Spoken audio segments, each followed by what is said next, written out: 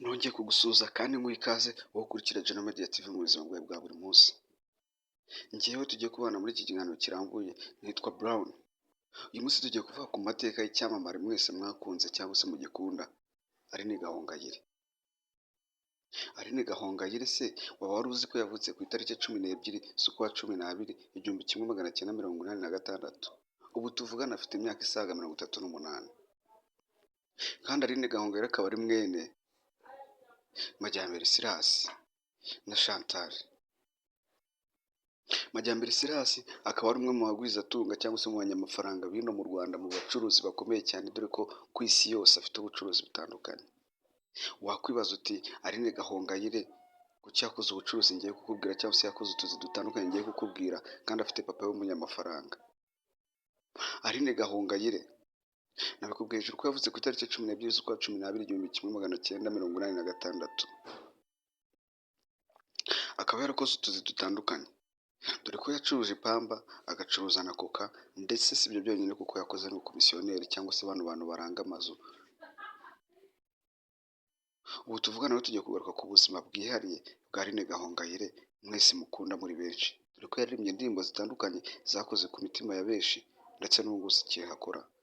Ntaho kwirengagiza ko yakoze indirimbo zakunzwe cyane zahitinze, nk'indirimbo yitwa Ndanyuzwe, Nta banga, n'izindi zitandukanye yagiye aririmba mwese mwagiye mwumva ku maradiyo, ndetse abenshi muri mwe mucyumva n'ubu ngubu. Aline Gahongayire ubundi ni muntu ki? Aline Gahongayire avuka mu bana 4 bavukana kuri mama wabo, bahuje mama wabo. Aline Gahongayire akaba yaraje no kujya gutya mu mwaka wa 2013, akaba yarashakanye n'uwo bita Gahima Gabriel, uwo baje kubyara umwana akitaba Imana.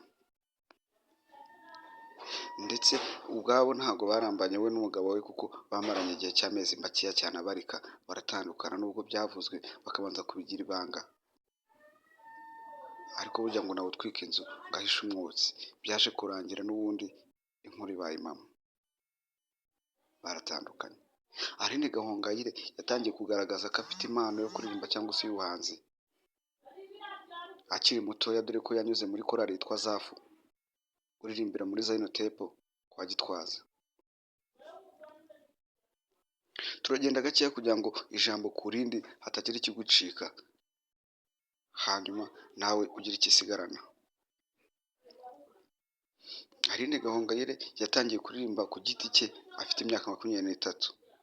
Ubu tuvugana amaze imyaka irenga 15 ari umuhanzi uririmbira ku giti cyiwe. Yabaye umuhanzi w'ibihe byose, dore ko indirimbo ze zizahoraho igihe cyose, kuko indirimbo zuzuye ubutumwa ndetse zitanga n'ihumure. Aline Gahongayire muri iyi minsi, impamvu ariwe twagarutse uyu munsi, Aline Gahongayire muri iyi minsi ntabwo yorohewe ku mbuga nkoranyambaga, dore ko hari umukobwa uri kumushinja ko yaba yaramufashe akamufungisha amageragere, amuziza ko yamwibye 100,000.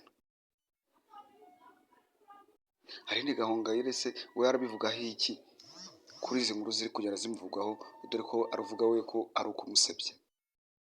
Umukozi we akavuga ko atari ukumusebya, kuko ibyo ngibyo yabimukoreye yamufungishije, kandi koko ababivuga abona ameze nk'umuntu koko bihagazeho, kuko aba ari imbere ya kamera ubona ntacyo yikanga, kuko n'isura yiwe aba yigaragaza. Mu kiganiro kirambuye rero tugiye kumva ku buhamya bwa Aline Gahongayire, ubwe turaza kwifashisha amashusho twakuye ku rubuga rwiwe rwa TikTok.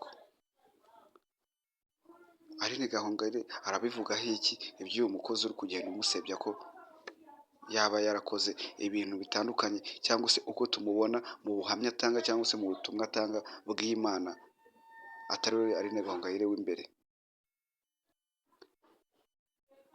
Reka dukomeze dukurikire ikiganiro cyiwe ndetse n'ibyo avuga ku bari kumuvugaho uyu munsi, bavuga ko yaba yarakoze ibintu byinshi cyane bitajyanye n'abantu bemera Imana, ndetse ko yaba yananishushanya atari umukristo wa nyawe nk'uko abantu bari kubivuga, cyangwa se nk'uko twebwe tubona ari umukristo, tukabona ari gutanga ubutumwa bwiza. Reka twumve icyo Aline Gahongayire abivugaho.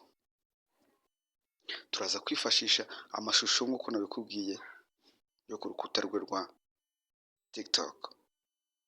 njye turi kumwe muri iki kiganiro ndacyari Brown.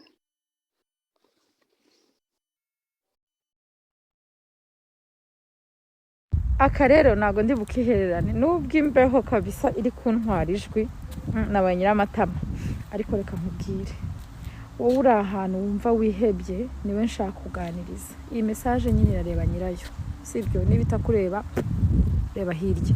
So ndashaka kukubwira rata sheri, nta kibazo, it's okay to feel the way you feel right now. Sinzi impamvu ariko ndumva nshaka kukubwira nta kibazo.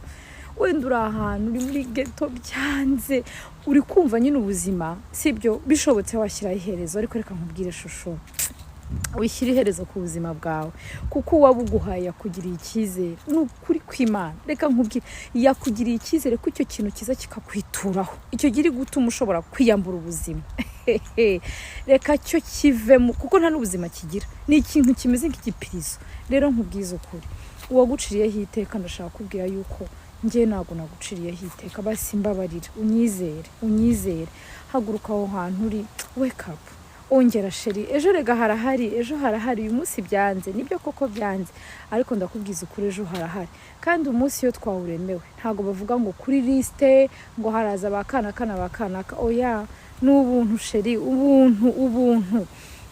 Rero wasanga mu banyamahirwe bejo nawe urimo, ahubwo haguruka, reka ngufate akaboko muri aya masaha, reka mfate umutima wawe, mbwire ni mutima, umva ihangane, mutima, sweetheart, darling, va muri ibyo urimo, biriya byose biri kukubabaza birusha agaciro, kuko urahumeka, ntibihumeka, nibitera bwoba gusa, sibyo sheri? Ngaho va aho hantu rero, kwiyahura ntago ariyo solution darling, sibyo? Ndagukeneye, urankeneye, kandi tugerejo tuzabonana, sibyo? Ihangane shushu, ihangane, natwe twarabishoboye, nabariya barabishoboye, hanswe wowe umunyembaraga, wowe rata felicitation no kubugeza aho ngaho, uri ntwa.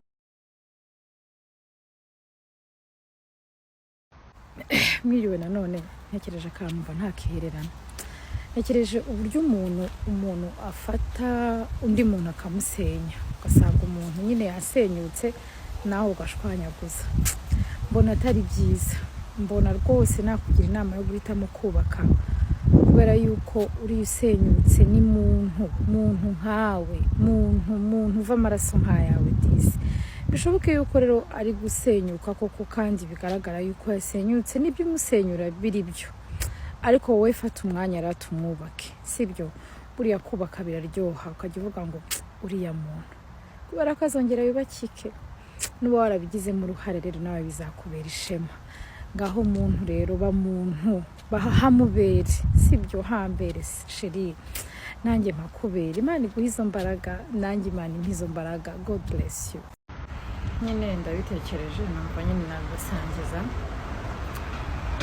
Umwanya nicyo kintu cy'agaciro mu buzima. Reba umwanya ufata usenya umuntu, uwo mwanya ufata uvuga ibyo umuntu atashoboye, reba umwanya ufata uvuga faiblesse z'undi muntu.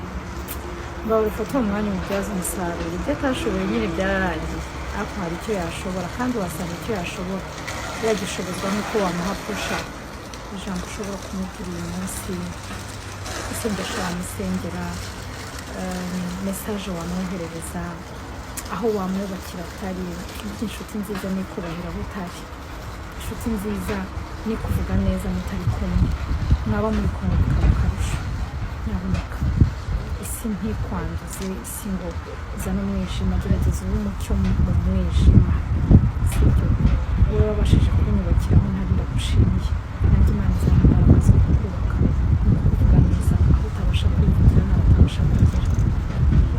Imana iguhe ijoro ry'isego tujuru, munsi y'isi bayo, izina ryawe washimwe, ukemure nyine ibyananiranye. Aho kubera icyo ururimi rw'igifaransa bavuga ngo